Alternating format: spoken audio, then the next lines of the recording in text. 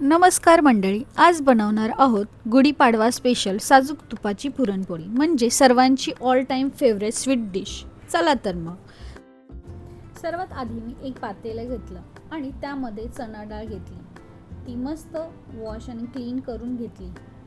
आता एक कुकर घेऊन त्यामध्ये पाणी, थोडीशी हळद आणि तूप टाकलं आणि वरून डाळ ॲड केली। सगळं मिक्स करून कुकरला शिजवायला ठेवलं।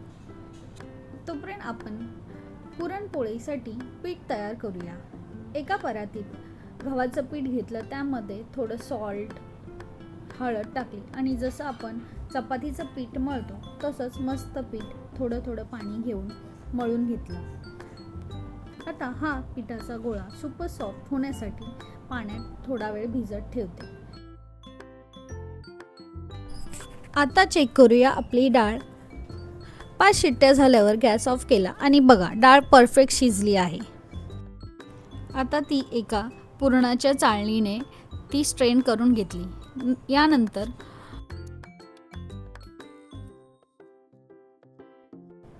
गूळ बारीक क्रश करून घेतला। आता शिजवलेली डाळ परत कुकरमध्ये घेतली आणि त्यामध्ये गूळ, सुंठ आणि वेलची ॲड केली।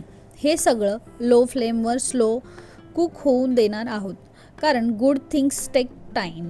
ओके, मिश्रण थोडं ड्राय झालं की आता त्याचं पुरण करून घेऊया। मी पुरणाची चाळणी घेतली आहे आणि थोडं थोडं मिक्सर स्मॅश केलं। मी तर तांब्याने मस्त स्मॅश केलं, फुल देसी स्टाईल। आणि बघा, स्मूथ आणि टेस्टी पुरण रेडी। आता पोळ्या लाटायला सुरुवात करूया। भिजवलेलं पीठ बाहेर काढून त्यावर थोडंसं तूप ॲड करून पुन्हा सॉफ्ट होईपर्यंत मळून घेतलं।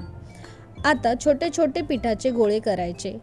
एक गोळा घेऊन हाताने थोडा डीप करायचा, कारण आता त्यामध्ये पुरणाचा गोळा भरायचा आहे। वरून पिठाने परफेक्ट लॉक करायचं। आता ड्राय पिठामध्ये डीप करून हळूहळू पोळी लाटायची आणि ही बघा, परफेक्ट राऊंड पुरणपोळी रेडी।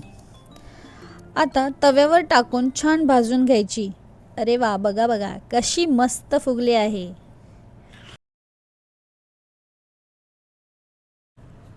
आता वरून भरपूर साजूक तूप पसरवणार, कारण विदाऊट तूप पुरणपोळी इज इनकम्प्लीट।